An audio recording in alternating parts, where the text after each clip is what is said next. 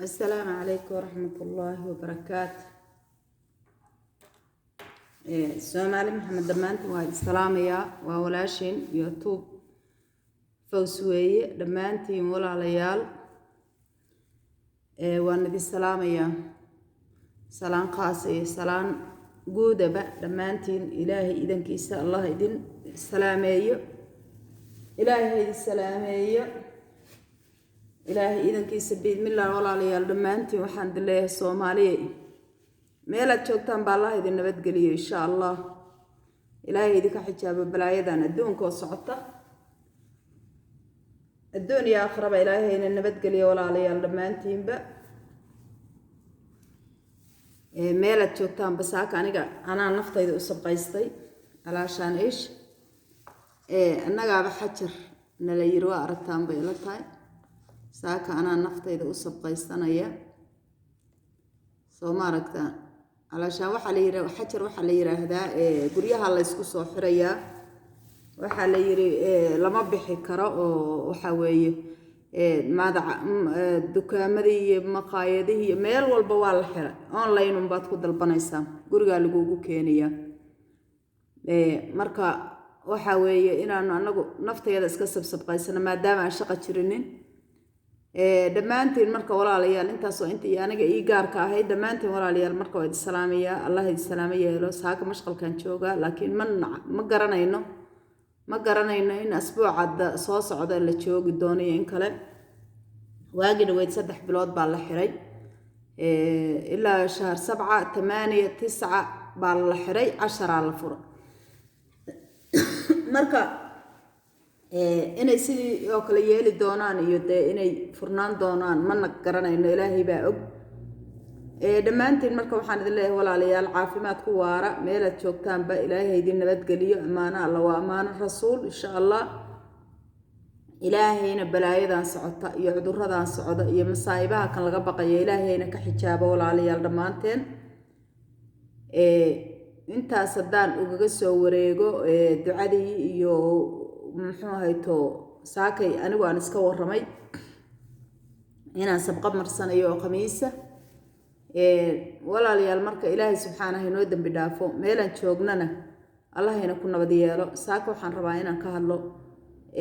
waxyaalo maskaxda Soomaalida oo dhan ka guuxaysa oo iyagoo dhan ka hadlaan maalin walba laga hadlo maskaxdaydan anagoo dhan ka guuxaysa habeen iyo maalin maskaxdayda ka guuxaysa qofka waxa la meesha laga hayo ama hay ama haabay baa la yiri insaanka meesha laga hayo qofka aadamiga meesha laga hayo baa la yiri ama hay ama haabay meeshun buu gacantii la aadaya hadii xataa wax kala ku mashquulsan tahay xataa gacantii meeshii way ogtahay way ka warqabtaa annagu marka sidii baan noqonay Soomaali hadaan nahay dhamaantayo waxa naga guuxaya maskaxdayada 91 wixii soo hadal qaadaba inaan ku boodnaan qabanaysa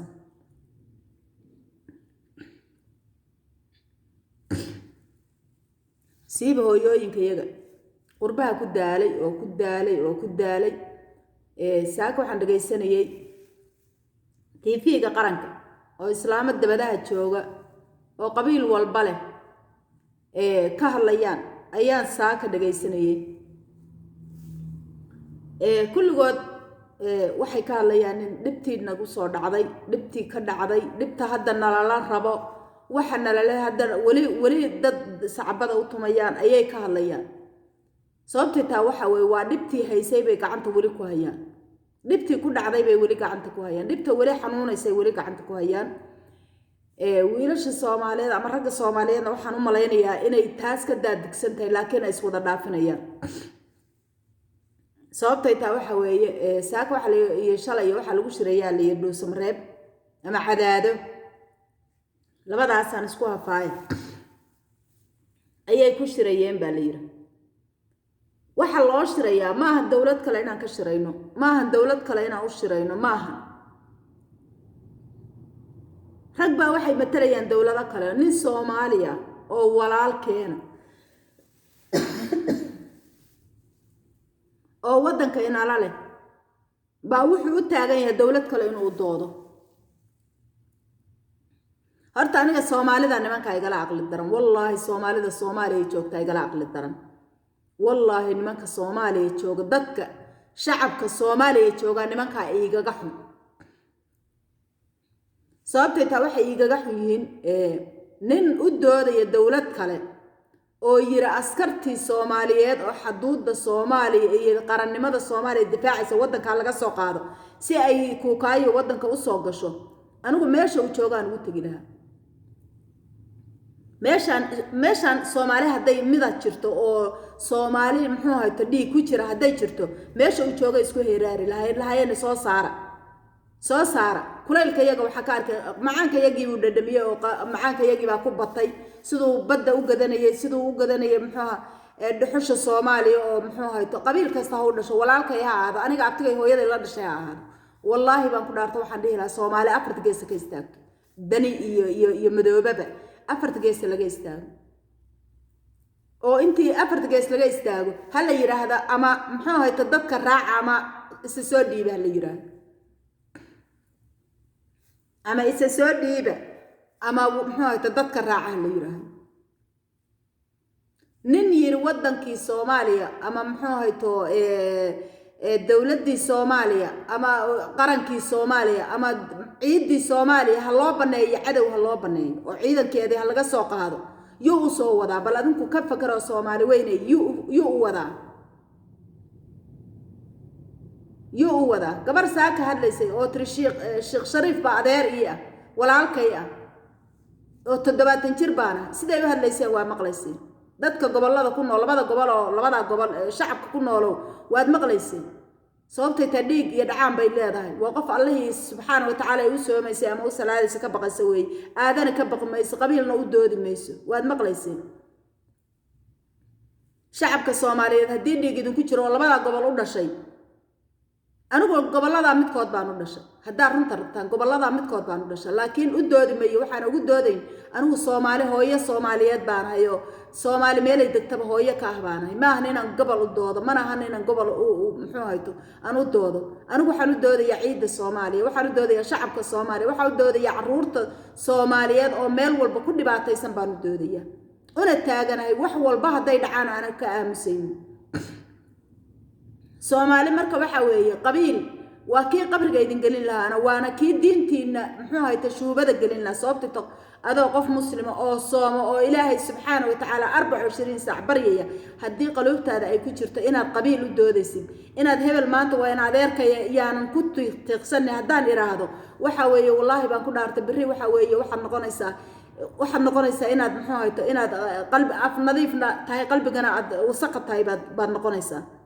Ilaahay subhanahu wa ta'ala qalubtaada waa u jeedaa ma ahan inuu ku moogyahay Soomaali marka waxa weeye maanta ha ka tala gasho hadii maanta muxuu hayto dalkeena anagu qabiil uma doonno dawladna uma doonno hadaan Soomaaliya hooyooyinka Soomaaliyeedna waxaan u doonnaa ilmaha iyaga dantooda naftayada dadnimadayada wadankayaga ciidayada dhulkii hooyaa la yiri magacayagii bay wadataa ciidda Soomaaliya waxay wadataa magacii hooyo Soomaaliyeed bay wadataa waana ka xunahay in maalin walba loo doodo kuukaayo iyo muxuu hayto iyo imaaraad in loo doodo oo nin wadankayagii jooga oo wadankayagii cunayo ciidayadii jooga oo ilmahayagii ku dhex nool inuu u doodo dawlado kale u doodo wadankeena nagu la nool yahay taas annaga dulinimo nagu taa waxay ahayd shacabka Soomaaliyeed oo meesha jooga inay afarta gees ka istaagaan oo yiraahdaan dani iyo muxuu hayto ninka la yiraahdo muxuu odaga kala Puntland baa haysta hala soo dani iyo muxuu hayto ninka Jubbaland haysta baa hala soo saaro in la yiraahdo ayagu u doodmayaan Soomaali u doodmayaan wadan kale u doodayaan nin wadan kale u doodayaan waa ajaanib wadanka iyaga joogmayo inay yiraahdaan bay ahayd Soomaali marka waxa weeye inay maaragtaa ay maanta ay ogaato wixii dan u ah iyo waxaan dan u hayn inay ogaato inay wixii dan u ah iyo waxaan dan u hayn inay ogaato sababtoo waxa weeye nin yiri ciidii Soomaaliya oo lagu soo duulay ciidankeeda laga soo qaado dadkana hal laayo ciidankana dhabarka laga toogtay wiilasheeda dhabarka laga toogtay nin dan noo hayo maaha Soomaaliya haddaad aqli leedin oo aqoon leedin kuwa shalay yiriyaan la dhisin laamiyada yaan la dhisin oo waan qarxinaynaa ma waxay u doodayeen Soomaalinimo ay u doodayeen Ilaahay ku dhaariyay nin yiri wadankayga lama hagaajin karo ma Soomaali ba bal Soomaali aqal xumadeeda guryahooda ku soo dhaweeyaan waxay ku soo dhaweeyaan muxuu hayto meel kan isqarxinaya guryaheenu ku nooliya kan isqarxinaya wuxuu ku nooliya guryaheenu ku nooliya inaga soo dhaweynayna wuxuu leenayaana waa Soomaali weeye dhiigi $100 oo marka gurigaaga laga siiyo ama $100 oo marka saaxiibkaagu ku siiyo ayaad ku qarinaysaa $100 baa dadka ku disha adiguna qiyaamaha waa lagu weydiinaya waana lagu soo istaagay sababtay taqaada iyo qarshaata sababtay ta adigu kii isqarxiyay iyo kii qariyay labadaba waa dambiile Ilaahay subhanahu wa ta'ala agtiisa dambiile kale oo qaatila oo dadka laayay wax walba oo Soomaali ninkii durra uu ku durrinayo oo dhibteeda wada waxa way Soomaali waa inay hal meel uga soo jeesataa kan qarxinaya waa in hal meel uga soo jeesataa kan qarinayo waa in hal meel uga soo jeesataa kan hadal xumada YouTube-ka la soo fadhiyo ama meelaha la soo fadhiyo oo muxuu hayto dawlad lama hayo oo adduunka waa baabaasanay isaga baabaasan Ilaahay ha baabiyo adduun iyo aakhiraba kan dhibaatada ku wada oo Soomaaliya dhibaatada ku wada Ilaahay ka soo qabta anaga hooyooyin oo sooman oo qamiis maanta ay tahay baan wada habaaraynaa anaga dan noogu ma jirto wadanka iyagu hagaaga dan noogu jirto qabow baan dan noogu jirin carab baan dan noogu jirin oo insaan kale dan noogu jira anaga wadanka iyaga iyo ehelka iyaga iyo dadka iyaga baa dan noogu jirta wixii dhibaato ka dhex wadana Ilaahay iyaga ha ku koobo Ilaahay idankiisa asaga gurigiisa Allah ku koobo Soomaaliya waxa weeye marka qabiil yuusan qabrigiina